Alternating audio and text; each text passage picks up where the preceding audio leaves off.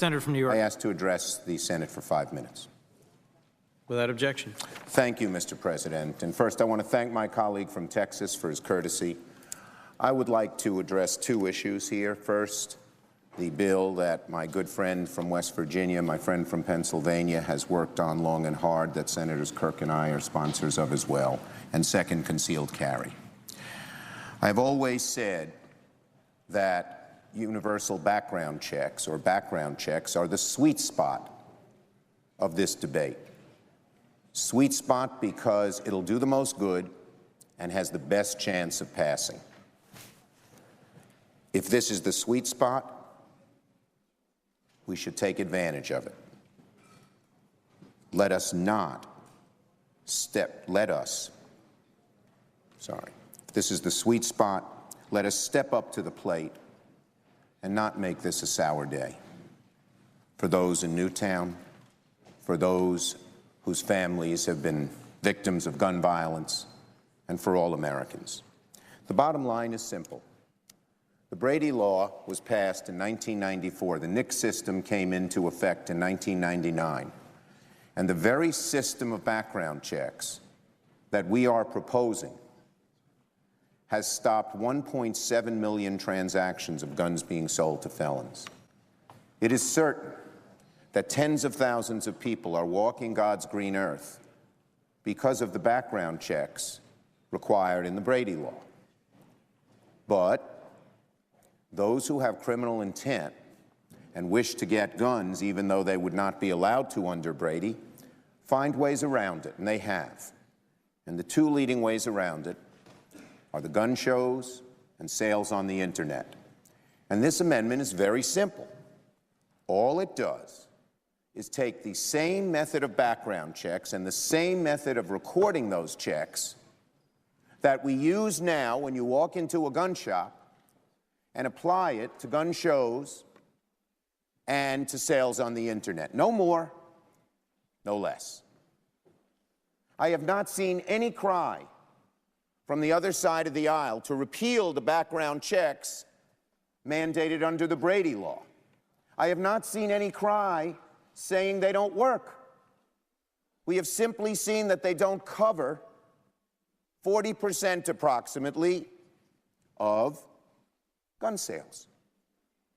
The bill I originally introduced, I guess, is the gold standard. It covered them all. But in an effort to compromise, Senators Manchin and Toomey, with considerable courage, worked with us, and now individual sales are not covered. But the sales on the internet and the sales on gun shows are. I say to some of my colleagues who have been allies in the pro-gun control movement, don't let the perfect be the enemy of the good. This is a strong, good bill. And I say to my colleagues on the other side of the aisle, the only objection we have heard to this bill, this proposal of Senators Manchin, Toomey, Kirk, and myself, is that it'll lead to registration. Well, then let me ask, or let me refer to my colloquy with the senator from Texas. Has there been a single step towards registration as this system has been in place since 1999, 14 years? Not one. So why is it all of a sudden that if we extend these to gun shows and internet sales, registration will come down upon us like a plague within a matter of months? The argument, and it is the only argument made against background checks, that this will cause registration to occur, is a canard. Plain and simple. An excuse. Because the opponents can't argue against the substance, they come up with this fear-mongering tactic that this will lead to registration.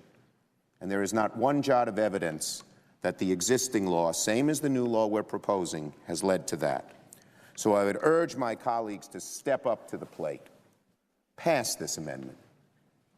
I understand the views on assault weapons ban, which I so strongly support, and limitation on clips, which I so believe in, may not get a number of votes. But this one is close.